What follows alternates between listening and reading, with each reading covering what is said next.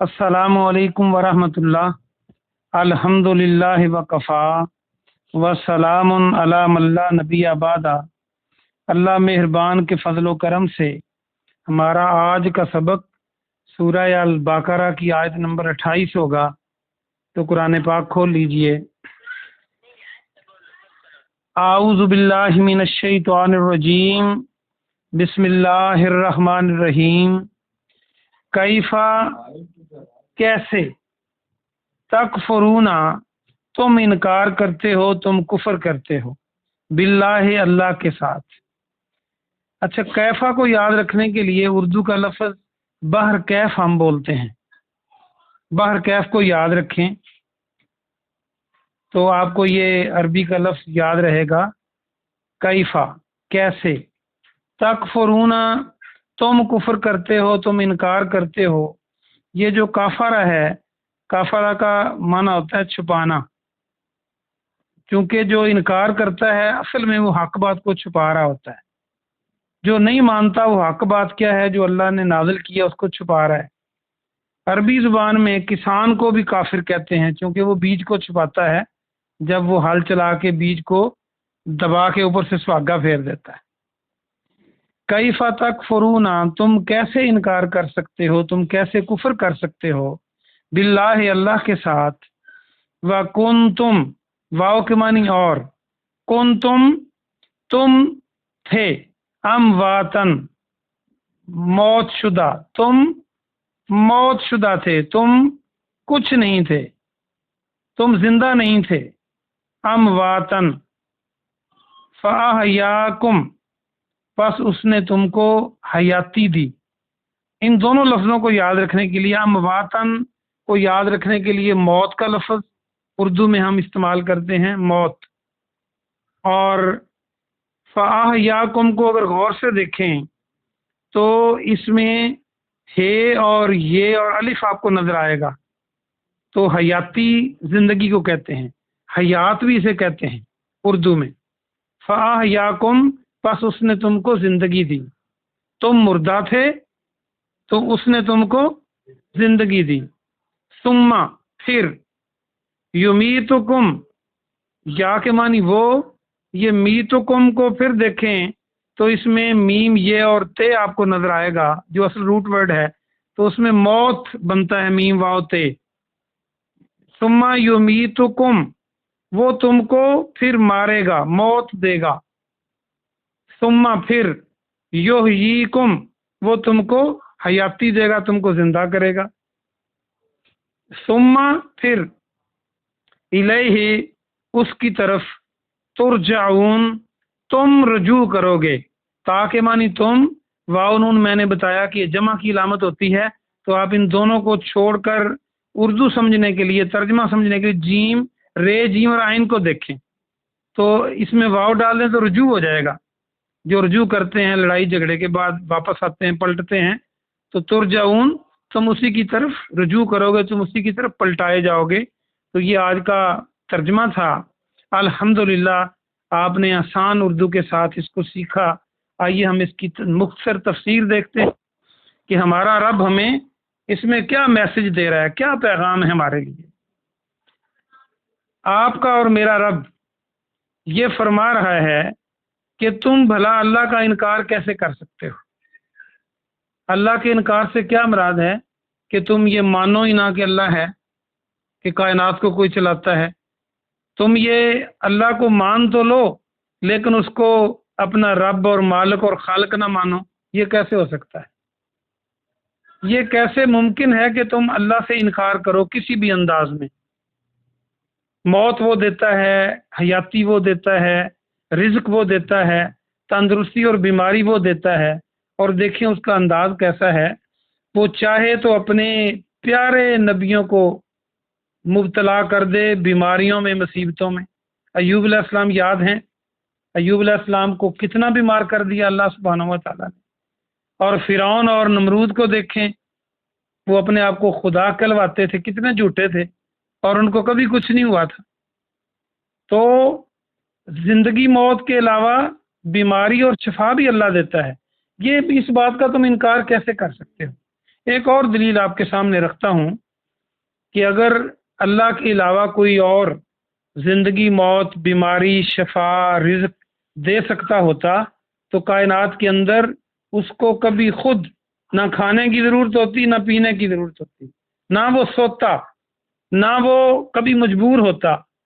تو کائنات کے اندر کوئی ایسا شخص نہیں ہے جو کبھی مجبور نہ ہوا۔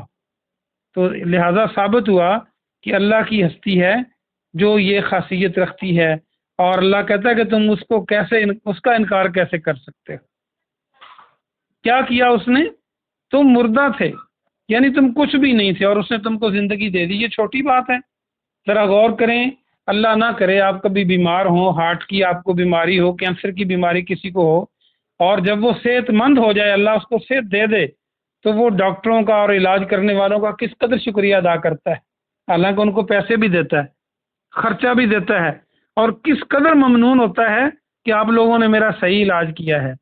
انہوں نے کیا کیا ہے کہ آپ کا دل پہلے موجود تھا، انہوں نے آپ کے جسم سے ہی نکال کے کوئی اور وینز وہ آپ کے دل میں ڈال دی، بائی پاس کر دیا، اور آپ اتنا اس کا شکریہ ادا کر رہے ہیں۔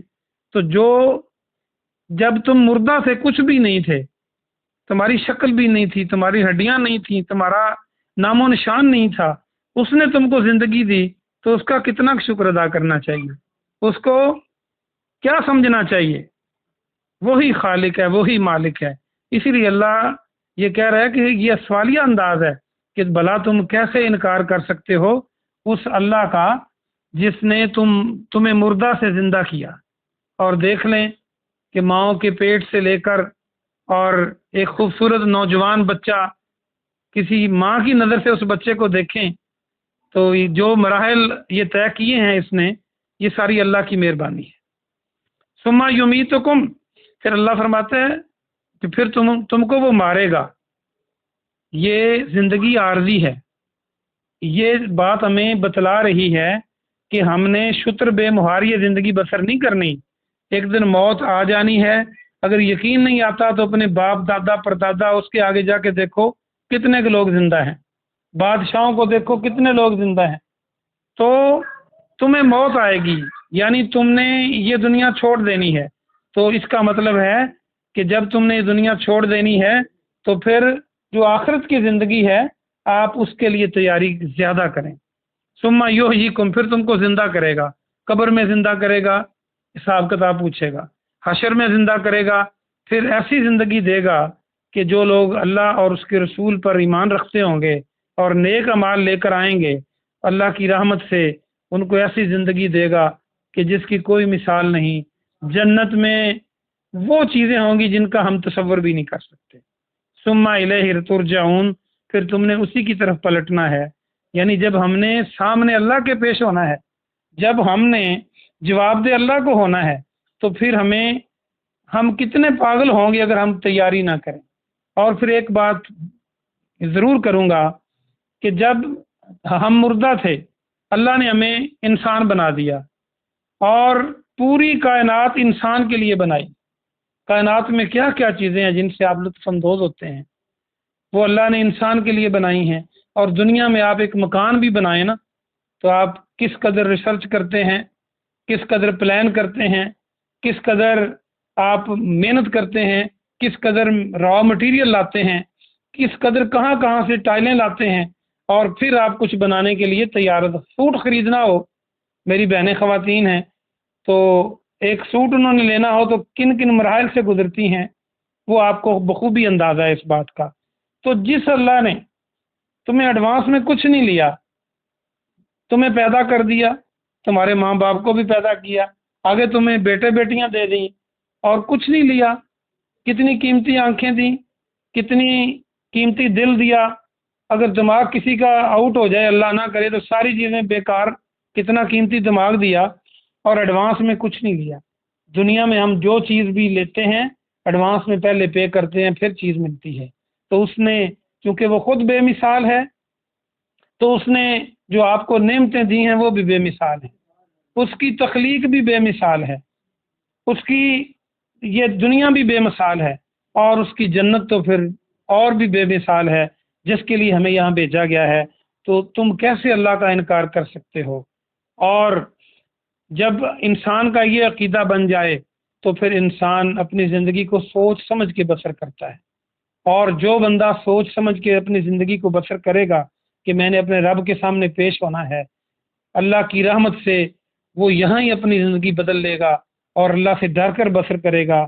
بس آپ کا کام اللہ پر صحیح ایمان، پیارے محمد صلی اللہ علیہ وسلم پر درست ایمان، ان سے سچی محبت، یہ آپ کا کام ہے، اور نیک کام کرنے کی کوشش کرنی ہے، باقی اللہ کی رحمت ہے، اس کی رحمت سے انشاءاللہ آپ بالکل سیدھے کامیابی کی طرف جائیں گے۔ اللہ پاک سے دعا ہے کہ اللہ پاک آپ کو اور مجھے عمل کی توفیق عطا فرمائے۔ سبحان ربک رب العزت عما یصفون وسلام علی المرسلین والحمد للہ رب العالمین۔ کوئی سوال ہو تو آپ کر سکتے ہیں۔